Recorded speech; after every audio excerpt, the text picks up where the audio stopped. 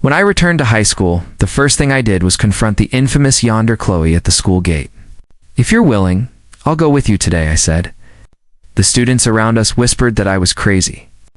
As the school's heartthrob, everyone expected me to chase after the stunning Jessica, the school belle. But I didn't. I chose Chloe, notorious for being unhinged and possessive. Feeling the warmth of her face, I smiled. Chloe wasn't crazy at all. She was the kindest, most remarkable person I'd ever known. On my wedding day, she was striking in a white dress, but today, she wasn't the focus.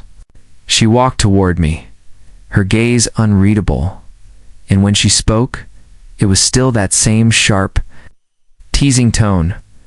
"Honestly, the bride's just average. Why not consider me?" "Forget it. You have a weak heart. Marrying you and having to remarry would be too much trouble." I rolled my eyes. "My heart's fine. I'm not going to die." People said that grown-up Chloe had become a beautiful, cold CEO. But with me, she kept her old, sharp-tongued self. Outsiders would think we'd once dated and broken up. The truth was, back in school, I had discovered her well-kept secret. That's why Chloe, the rich and powerful Aries, had always picked on me. Even at my wedding, she couldn't resist throwing a few barbed words. Then, unexpectedly, she leaned in close, her fingers brushing my face. I froze and stepped back. She looked at me for a moment, a flicker of disappointment in her eyes, before straightening up and casually saying, "You've got confetti in your hair." Before I could respond, she mocked me. "Do you really think I'd kiss you? I wouldn't even glance your way." Indeed, she was a rich CEO now. How could she ever like me? She turned and walked away, vanishing before the wedding banquet even began. I never imagined that would be the last time I saw her until 3 years later. When a sudden heart attack sent me to the hospital, the doctor initially said it was minor. Nothing to worry about, but a complication during surgery meant I needed an urgent heart transplant. Lying in the ICU, unconscious, I heard my mother crying. She told me that my wife, Jessica, had run off, leaving a letter and taking the card with my lifetime savings. She had abandoned me just as I was about to die. I didn't dwell on Jessica's betrayal. Days blurred as I lay unconscious, eventually waking to find the surgery had been successful. I asked my mother whose heart I now had, but she avoided the question, handing me a bank card instead. $5 million. Live well, she said. It was their retirement savings. I didn't question it further. They were honest people. Later, a friend came to visit and delivered shocking news. Chloe was dead.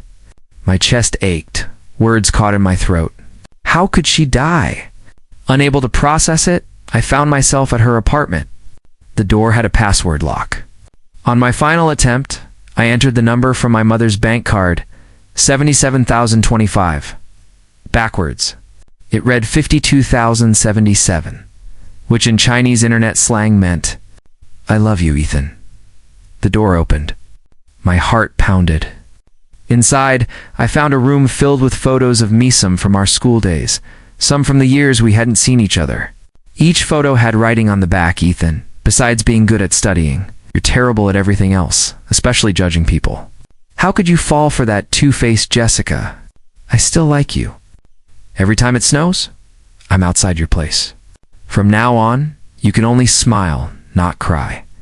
If you dare cry, I'll haunt you even as a ghost." Tears blurred my vision. I clutched my chest, grief and regret tearing me apart.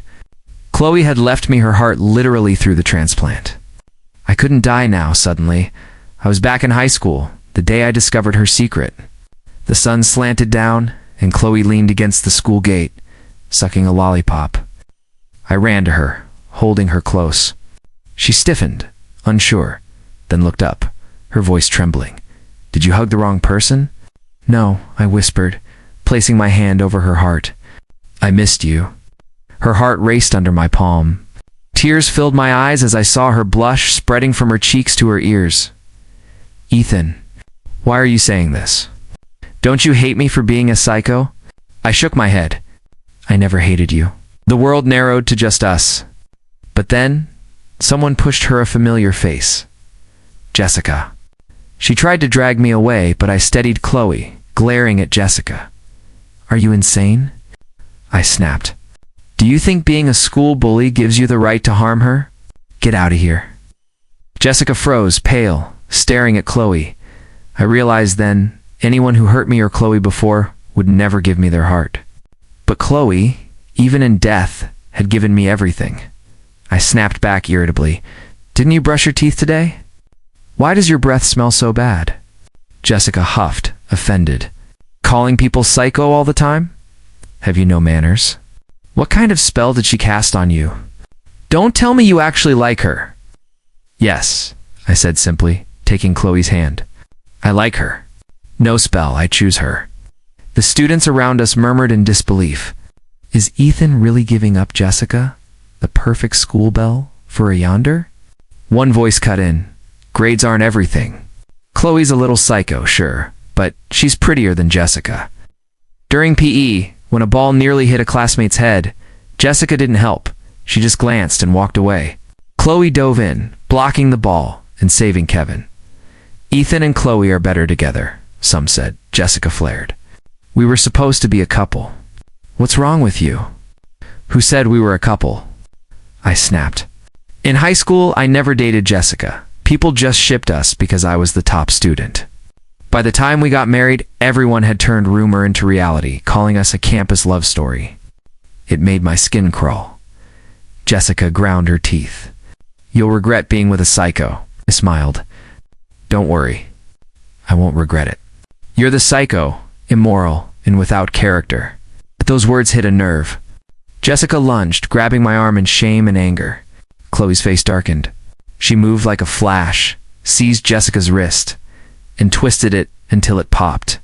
Jessica screamed and let go. It hurts.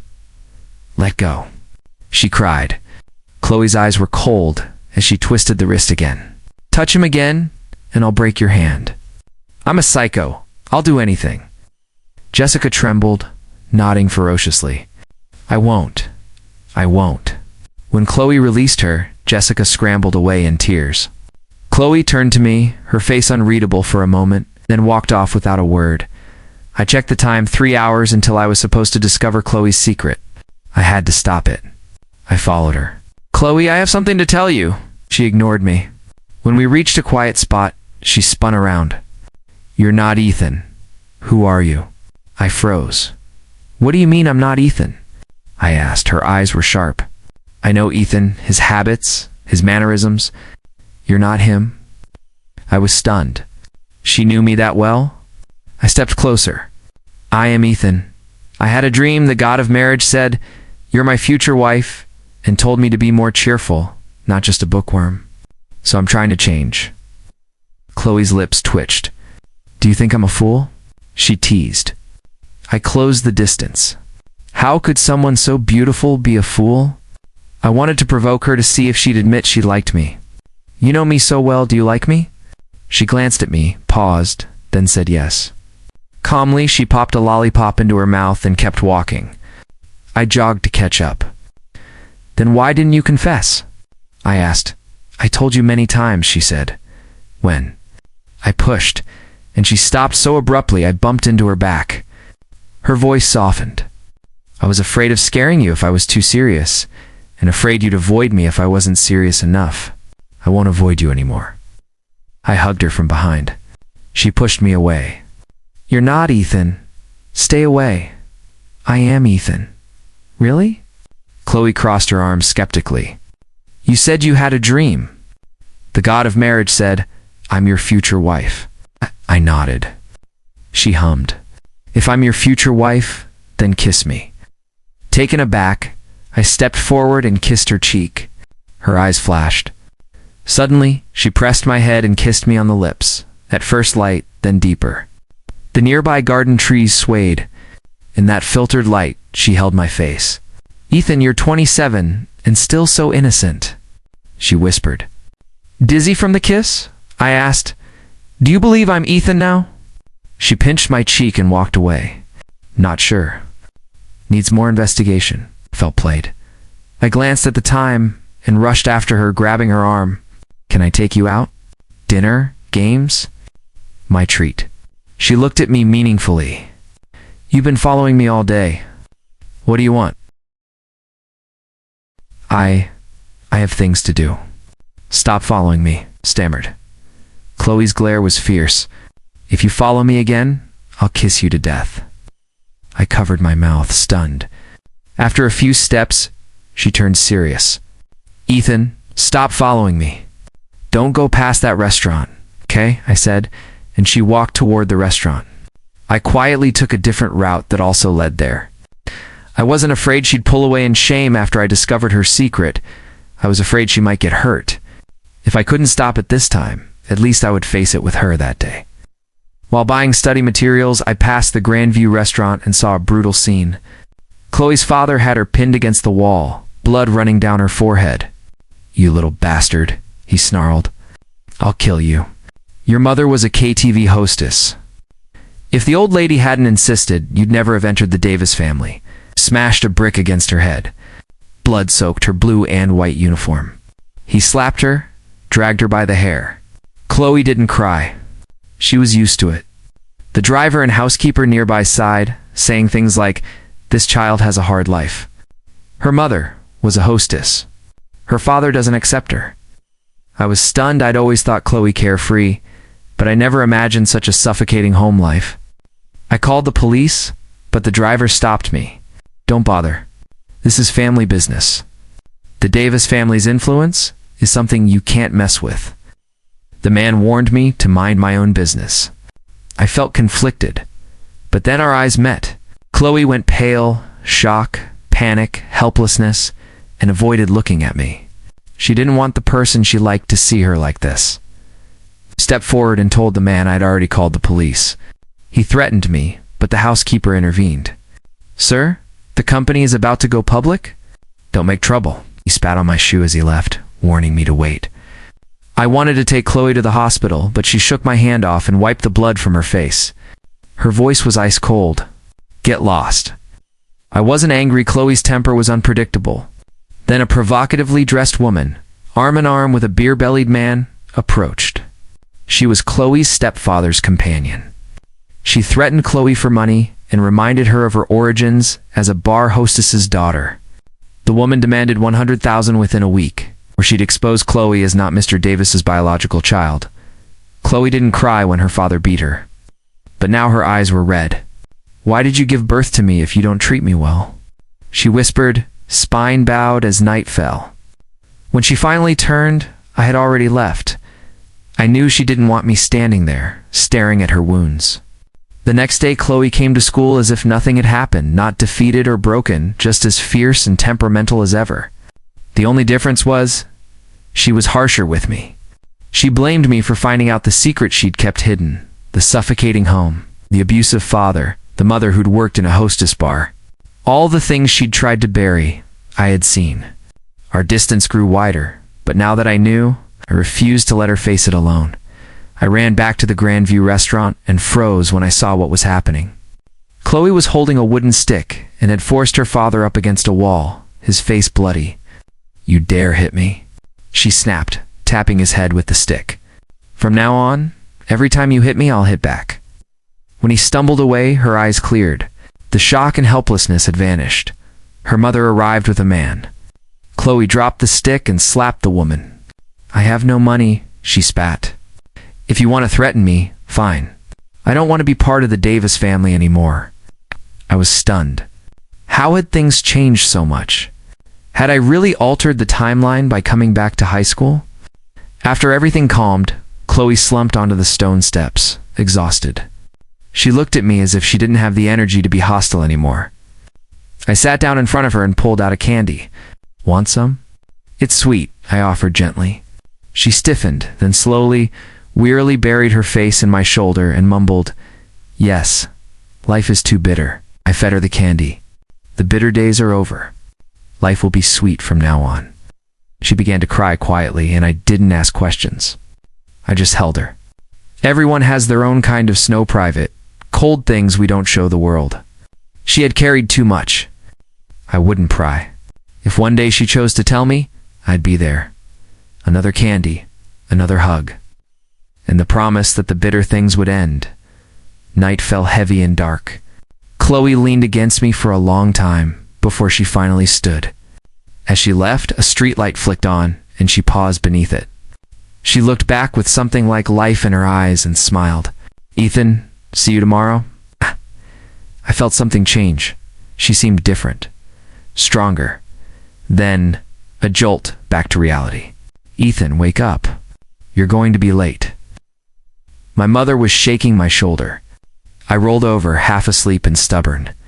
"Don't call me," I mumbled. The blanket was yanked away. She kept shaking me until I sat up, heart racing and breath short. My chest felt tight for no reason. "Sorry, Mom, I'll get up." I washed and rushed out at school on the stairwell. Kevin from class 5 blocked Chloe. He stammered about tutoring her, about wanting her to get into college. He told the story of how he'd fallen for Hertha first day of school. The way she smiled when she ran in, Latan admitted he liked her. Kevin was open and earnest. Everyone knew he liked Chloe. Chloe's pretty face froze. She wasn't used to being the object of someone's gentle affection. "I have a boyfriend," she said, pointing at me. Kevin was stunned. "Really?" I nodded. "Yes. I asked her out yesterday. Maybe find someone else." Kevin bowed out, disappointed but graceful. As he left, Chloe murmured, "Thanks," frowned. "Are you using me as a shield?" I asked. She came closer, teasing. "Don't tell me you actually like me." Silence hung for a moment, and then I looked at her seriously. "Of course I like you." She paused. "Aren't you afraid of my temper?" She asked, then leaned in provocatively. "Kiss me once, and I'll be obedient." "Tell me to go east, I won't go west." She hadn't finished before I pressed my lips to hers. She froze, blushed. Then I pulled her toward the classroom. "Get back to studying," I scolded, half embarrassed, half exasperated. I moved seats to sit beside her and opened a textbook, planning to tutor. Then reality hit. Because she'd left her original family, she might not go to college.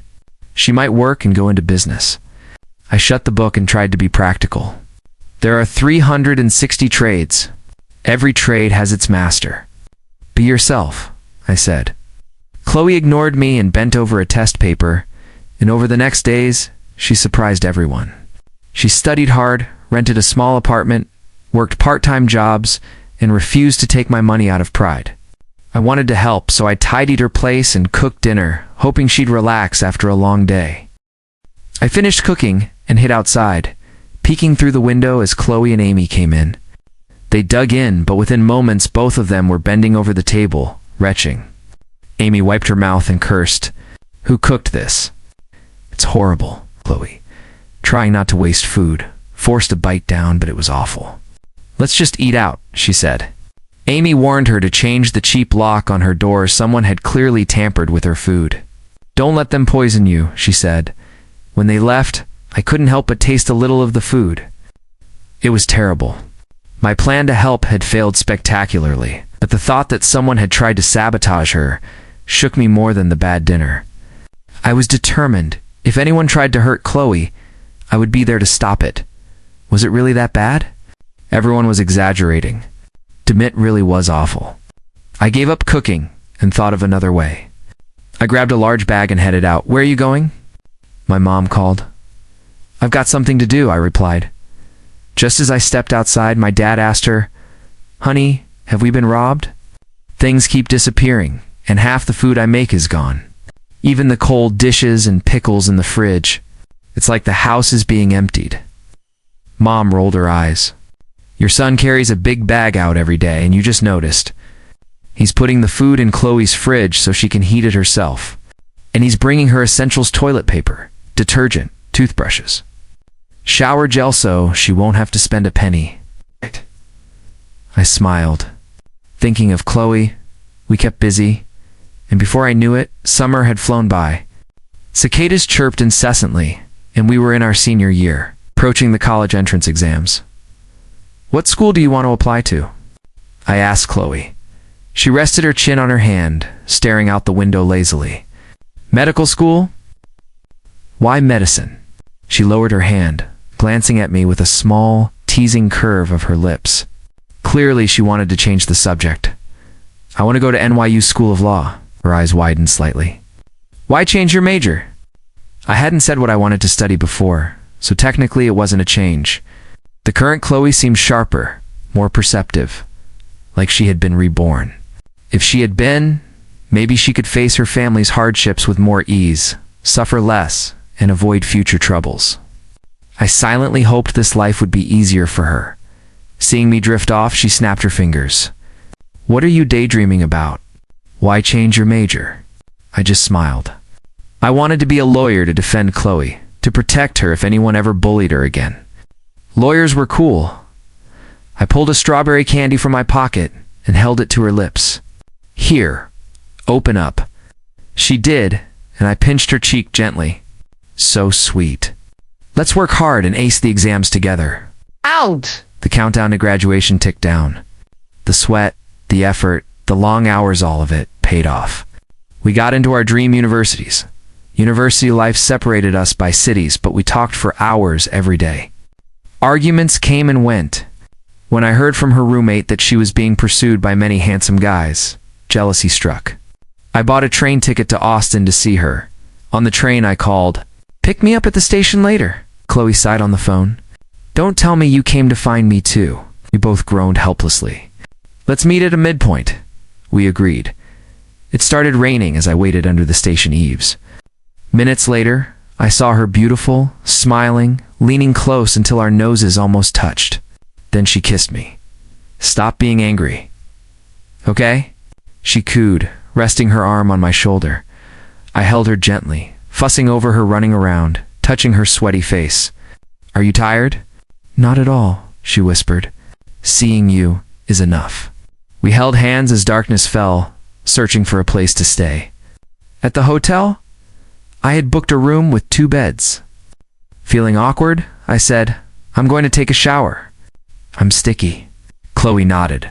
"Okay, go ahead." Wrapped up after my shower, I dove under the covers. "Don't worry.